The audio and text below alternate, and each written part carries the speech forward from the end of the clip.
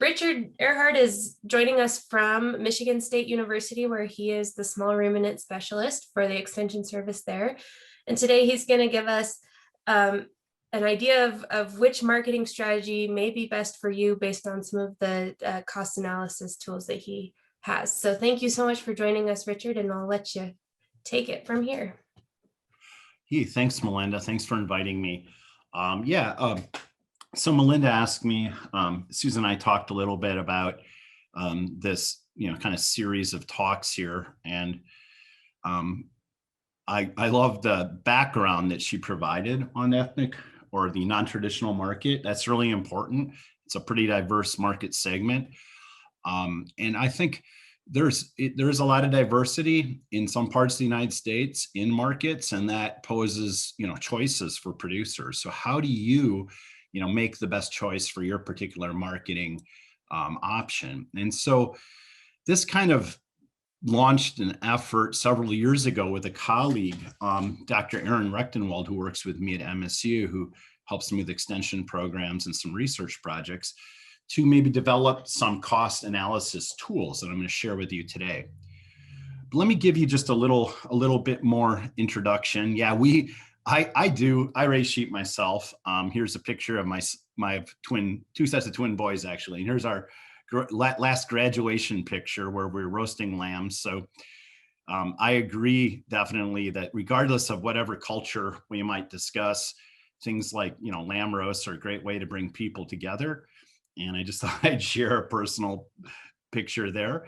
But today I'm going to talk about this diversity. So we sell lambs, like on my own personal farm, to use that as a reference.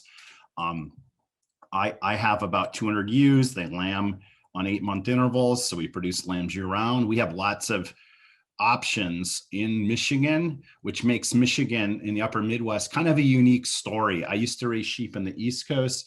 I've got some familiarity with what happens out west, but obviously I haven't lived there or been a producer there. It provides a lot of diversity. We have both what Susan described as the non-traditional or ethnic market, most certainly. In fact, in Michigan, we have the greater Detroit metro area is home to one of the larger ethnic markets in the United States. It has a very large Muslim American population. And most of the lamb, as you'll understand, that's produced in Michigan goes through that market. Whether people understand that or not, I'm not sure, but that's a big thing. But there's also a medium to slightly larger size packer that we have in Michigan who Wolverine Packing. There's a smaller one as well, who also produces the larger lambs that are graded by USDA and are often considered the traditional market. So we have both options, depends on what market's the best at any given time. We could sell these larger lambs. We could sell a number of different categories of lambs within this ethnic market, depending on the opportunity and profit margins of each of those things. So it becomes really important for us to kind of understand what our options are. So let me so I'll talk about that diversity, just review it a little bit, although Susan did such a nice job. I don't want to spend too much time on that. And then I'll talk just a little bit about, the complexity of evaluating market options. It's not like a simple thing that's easy to do on the back of an envelope. You can, but it isn't nearly as comprehensive. And then I'll do some scenarios with this thing that we call the MSU, Michigan State University, lamb profit calculator. So again, we have these two markets. We have this large, that isn't quite right, really. We have a diversity of markets. We can categorize them perhaps this way into our traditional market, which is, our traditional in the sense that, most of the lambs raised in the West will enter this market, quite a few in the Midwest as well that go through feedlots. Again, these are characterized by bigger, heavier lambs, typically bigger genetics to produce these lambs efficiently.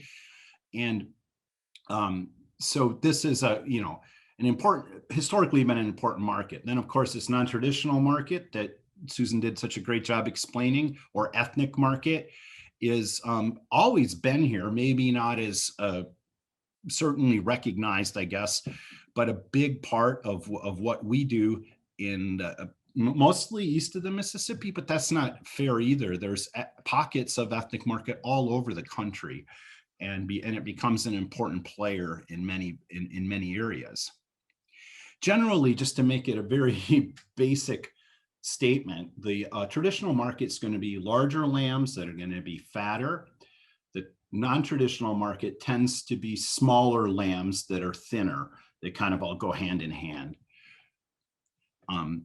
So some of the generalities are, again, they're not graded, they're smaller and leaner product. Mostly you're going to find this in smaller retail outlets, like in the greater Detroit area. There's 20, 30 retail outlets you could buy lamb meat at that would fit the bill. They definitely going to prefer fresh product. There's not a whole lot of imported lamb that comes through and ends up in this market, although that's changed, but it doesn't substitute as well for imported product. Usually it's sold in larger primal cuts, even whole carcasses, and they tend to be smaller lambs, so that fits a little better. And as Susan described so well, there are specific religious protocols for slaughter. Within Wolverine Packing, for example, they kill lambs both halal and kosher, depending on the particular day. They, specialize in those markets for sure. Yeah, and there's just a real diverse demand. Like I used to market lambs in New York, and I was always so interested in going to Brooklyn or Queens with the people who sold sheep, because they would stop at, 15 different shops that all had like a little bit different customer that they were catering to. One would prefer older sheep with a stronger flavor. One was looking for like lean, sort of 40-pound carcasses. One was looking for these light colored, milk fed or veal type lambs. They're all different, all unique, all different little micro niche markets that existed. In the upper Midwest, like I said, in our area, I'm speaking from my own market research here, most of our lambs enter this market, and it's a relatively stable market for us, which is good news. There's a lot of competition. We have a lot of buyers within this market. There's pretty consistent year-round demand, although there are, unique peaks due to religious holidays, as Susan described. There's also, when you add it all together, there ends up being pretty consistent demand year round. There are some peaks and valleys, but not that big. So it's pretty consistent. Again, it's not likely to be substituted.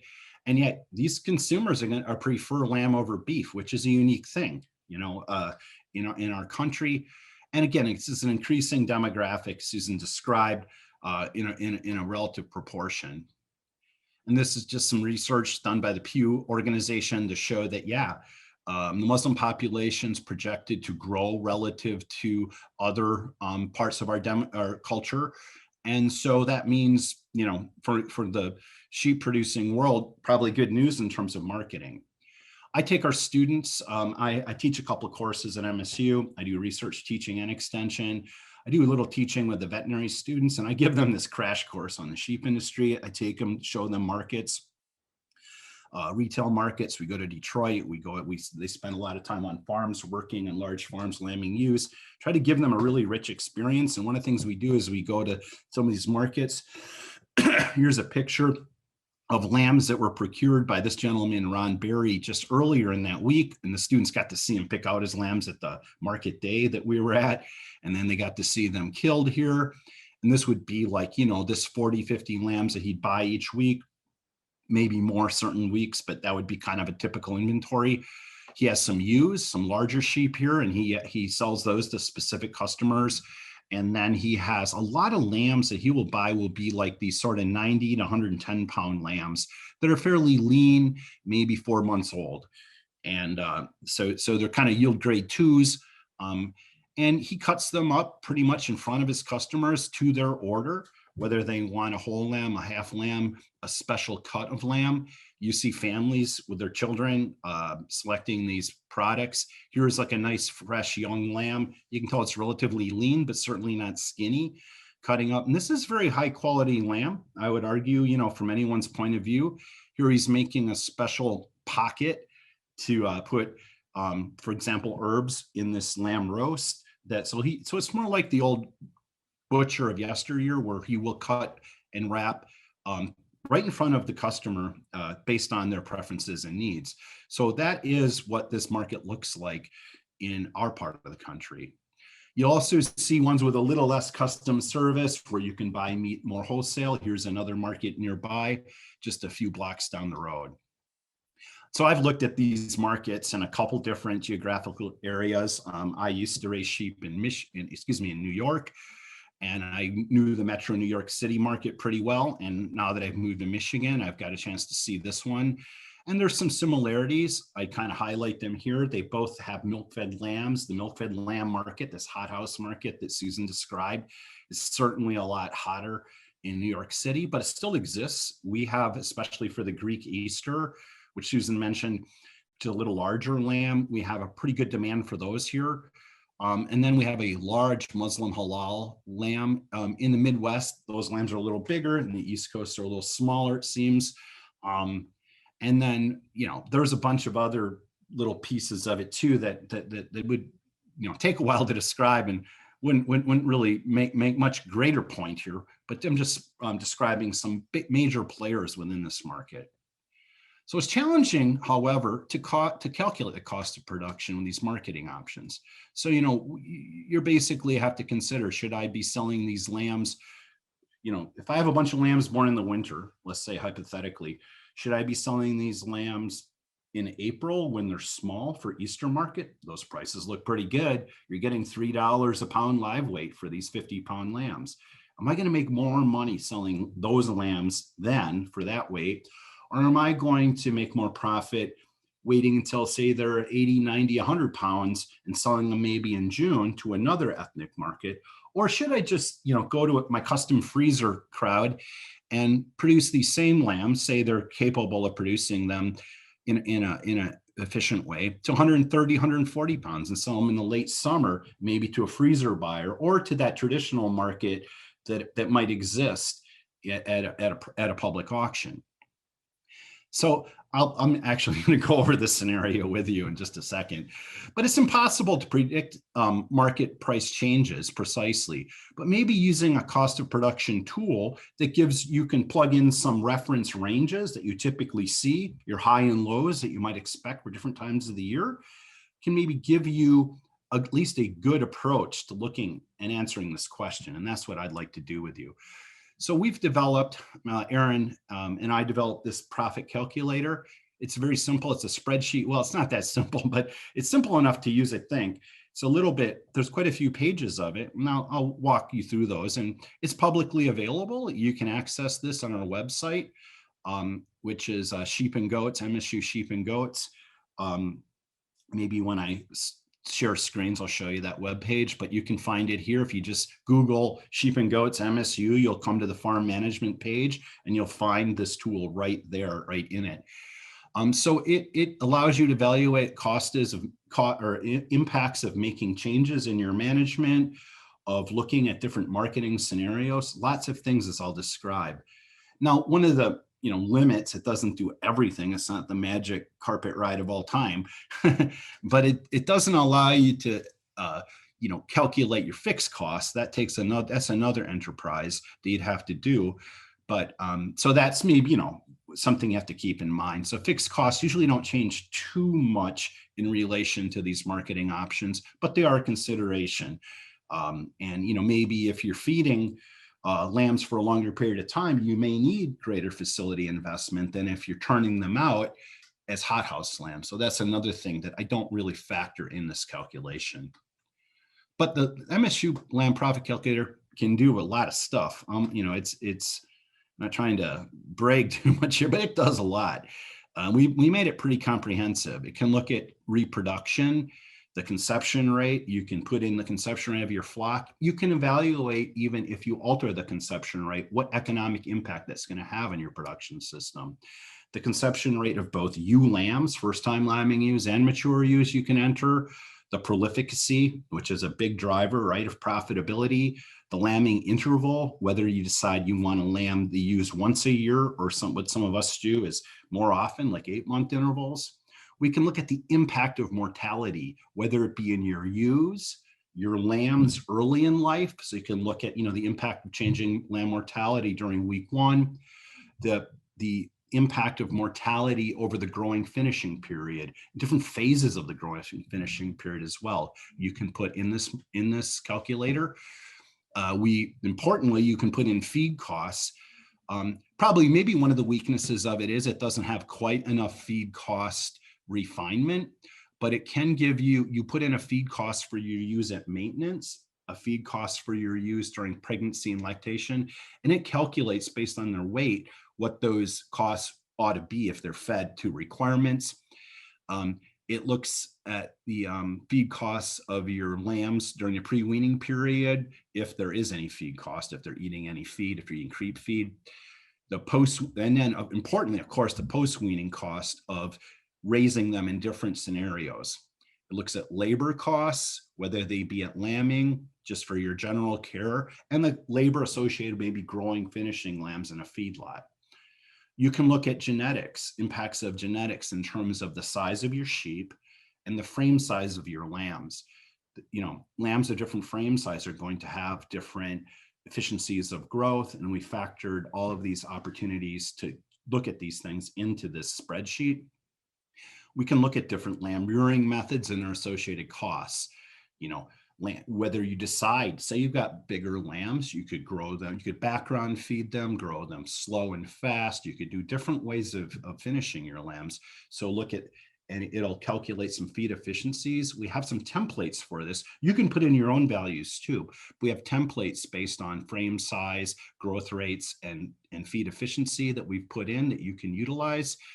And it also looks at the costs of raising these lambs, importantly, like their feed costs, even their yardage costs, their rental of the facility, the bedding, the transportation. So you could evaluate the cost of, say, selling lambs locally versus trucking them half the way across the country, because you can put in the shrink, the commission, transportation costs, you put in the cost of shearing, and whether maybe growing these lambs for a couple extra months can be expensive because of increased mortality. So you can kind of look at the cost of mortality, I guess. Also, you can health and labor costs of different aspects of your production, whether it be feeding your ewes, caring for them at lambing. These are all different inputs.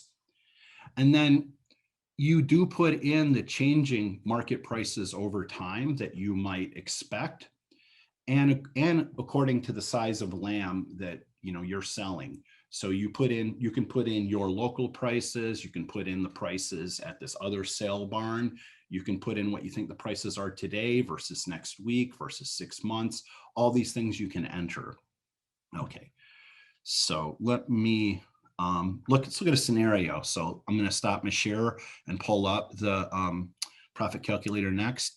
And what we're going to look at is the comparison of selling your lambs in April as milk-fed lambs when they're little. Like, these are little guys now. They're being sold right off their moms, right around weaning time, maybe just before, right at weaning. So they're like 40 to 60 pounds. For selling them, I'll call them kind of medium-sized lambs, like that next phase of growth from like 70 to 110 pounds a little bit later. And then take those same lambs and keep them on feed, drive them all the way through, and sell them as big lambs later. And this would be in southern Michigan using kind of prices that we've seen historically over the last few years. And I'm taking the COVID prices out for the most part. Okay, let me see if I can pull that up. So see if I can reshare the right screen here. Hopefully you can see my the profit calculator now. And it's got a number of tabs. Right now it's on the finishing tab. I'm going to start off though on this comparison tab right here. So basically these inputs, you need to input a bunch of information. If you pull this off the internet, it'll have some numbers in here, which are default numbers that we've put just for a hypothetical scenario. You change all of them, and all the inputs here would be in kind of orange color here, dark orange. These are baseline scenarios. So what you can do is you can put in a bunch of different comparisons. I threw these comparisons in here. I called Easter low, Easter high, halal low, halal high, the fat lamb low and the fat lamb high. These are prices that we'd expect. We're not going to change any of our production practices for this comparison. So all these comparisons are going to be exactly the same numbers here. But as you'll see later on, in just as I go down here, scroll down, you'll see that I put in different prices based on the size of lambs we're selling and their cost of production. So basically, here I've entered weaning weights. You can put all this in custom information. If you're feeding creep feed or not, you can say no creep feed. You can say what the creep feed price is. Then the number of breeding ewes. This is a very important number right here, which is their feed cost during maintenance, which is here is about $70 a dry matter ton. Here's the feed cost during pregnancy and lactation, which is not quite double, but it's a whole lot more. It's like close to $120 a ton, a little bit less. Some people are going to have higher feed costs, some people are going to have lower, but you can put your feed costs in here. You can have your birth interval. Right here I have 12 months. For my own farm, I'd put in 8. I put in my conception rates. I expect my lambing rate, which is a pretty big deal. These are fairly prolific sheep we're looking at here, 1.8 lambs per ewe. Kind of a common scenario you'd see in this part of the country. Some people do better than that, but that'd be pretty common. Look at mortality. I can put in different numbers here. This is 8% during week 1. You might think that's high. Some people might think it's low. That's the number I put in here. I could change that. I could change all of these things. I've got labor rates, how much you pay your labor. I've got $12 an hour here. I've got the hours per ewe per lambing period. Here I got 0.4. Maybe yours is higher or lower. And I've even got death rates for ewes. I've got cull rates for ewes. I've got 18% cull rate. So that's a turnover of at least 20% of your flock per year. And then I've got some healthcare costs thrown in here. I don't want to go over this in boring detail, but I want to at least give you an appreciation maybe of the level of scrutiny you can do. Then I've got costs associated with ewe lambs, all shown in here in green, which are a bunch of different costs. I give them a separate conception rate because that's typically lower. And then I can put in, this is an interesting one, the cull ewe price. You may appreciate this or not, but that has a big impact on the whether the turnover rate of your flock and its ultimate profitability. So it's kind of interesting. So then down here next, you put in the market price by lamb weight. These are different weights you'd expect to sell markets or lambs at, okay? And they're all the way from 40 pounds, which are these tiny lambs you probably never think about selling unless you're, in many parts of the country, all the way up to really big lambs, 180-pound lambs. So what I did here is I put in markets prices. These are prices per pound of live weight, okay, that I've seen in Michigan at Easter when the markets are kind of okay, but not great. So on the low end and then the high end. So we've seen prices in the last few years vary for these tiny lambs from 260 to 330. Actually, this year, these are average prices. This year, they were higher than this. And here's the low and high end of that range. Then I took the prices I expect in mid-June, shown here in green, for lambs that are 70 to 110 pounds. And I put them in here from low to high prices. So these are kind of the typical prices. This would be a bad year. This would be a better year, a good year, okay? And then I looked at the prices we typically see in August, which sometimes is a little bit of a depressed market. So it's probably not a great choice to compare to. And I've put in what I consider to be good prices in August, which would be $1.65, and not so great prices like $1.40. And these are prices that we've seen, the normal kind of variation we see in this market. As the lambs get bigger, sometimes we get less for them in our market. You might not in yours, but this happens just to be numbers I've pulled out and plugged in here. So in one quick click of a button, I can show you what the comparison is, and that's this right here. But I'm going to come back to that. I just want to show you a little bit more about the tool that we can put in a whole lot more information. We can have different gains that these lambs have, different feed efficiencies, different costs of feed, health costs per time, bedding costs per size of lambs, labor, transportation costs might differ depending if you're selling bigger or smaller lambs. Commissions might vary as well. You can put all of this information in here. So this we call the finishing page. This is that cost associated with different costs might be associated with finishing lambs, whether you keep them for a long time or short time. And not to get too in the weeds, but I've got templates that you can plug in here. If you don't know what your efficiencies are, I've got efficiencies for small, medium, and large frame lambs that we've pulled out of the literature and done some extrapolation to give the best estimates that we feel are reasonable. And these are whether you grow them slow, medium, or fast, because their efficiencies change based on all these things. So anyhow, you could, with this tool, look at even the value of using a large terminal sire versus your maternal sire. So you change your sheep from medium to large. You can look at all of these things with this tool. But anyhow, I don't want to get off the subject too much. And it's not off the subject, but it's just maybe a little bit much. Let's show you our profit compare. So remember, this was Easter versus halal versus the large lambs. And what we see here, these are profit, or I'll call it profit, it's not the right word, but it's returns above feed and labor. It would range here from $35 to $63, depending on whether it's a good or bad marketing year that we see. And you can see that when you sell these lambs at 60 pounds, boy, you make a whole lot more money, right? And this is pretty much the way it is. There's certainly a lot more risk in selling a 60-pound, a lot less risk in selling a 60-pound lamb than a 40-pound lamb in these markets. And that's always the case. Then what I find interestingly with these prices, even though, again, they were lower, as I mentioned, these are definitely more profitable. So or at least this is a pretty good profit picture. And then selling these lambs to this halal market at these medium weights tends to be a pretty consistent picture of less risk.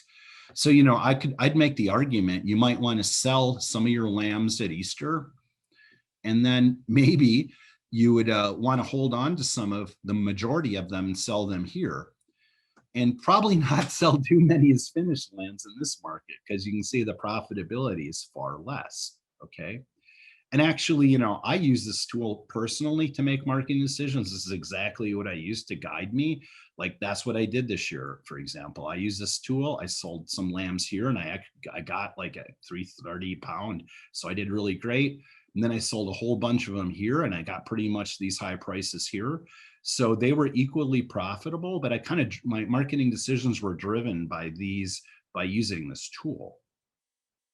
So let me just give you a summary of this, if you will, and we'll kind of wrap things up. Okay. Stop my share, reshare.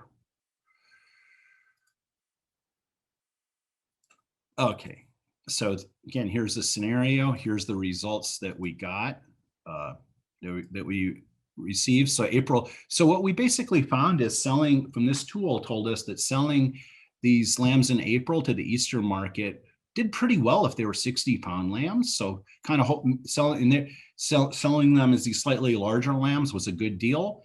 For this halal market, we did really well if we sold them at slightly higher range of weight of that market. We did really great here too as well.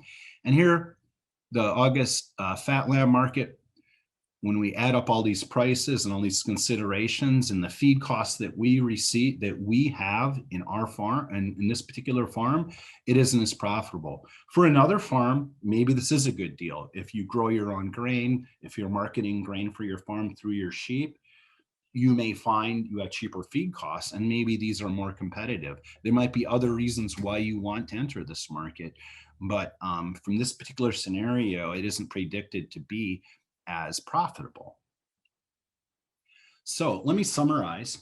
Again, as you've learned many different ways here, ethnic markets are diverse and vary greatly in carcass specification and even in seasonal demand. The marketing options can be evaluated with a tool like I've shown you. And this can help you optimize your marketing plan, make good choices. Using these low and high historic data, or maybe your projections to calculate, can be a helpful tool in making these decisions. So I just wanted to further emphasize that this is a tool that I think it's a great tool, but it was definitely a partnership with Erin, who did most of the heavy lifting on the project. And I just want to appreciate her contributions and just leave you with my contact information. And if there's time, Melinda, I'd be glad to answer some questions. Sure. This has been really eye-opening for me. I didn't realize that you had such a great tool out there, so I'll be definitely using it myself. And you're open to having people reach out to you at any point if they have questions about how to use it or how you might input things. Yeah, I'll do my best. I mean, like, yeah, I can't be a full technical support staff 24 hours a day, but yeah, I think I can help you get started and work on it. Definitely. Yep. Great. So you don't have any questions right off the bat, but for all of you guys participating on the webinar today, feel free to reach out to Richard at any point for lingering questions that you might have. And we really appreciate you coming on and sharing this with us. Like I said, I'm really excited to use it myself. So, and we'll have you on again with more of your expertise. Sure. Yeah. Glad to contribute. Thank you.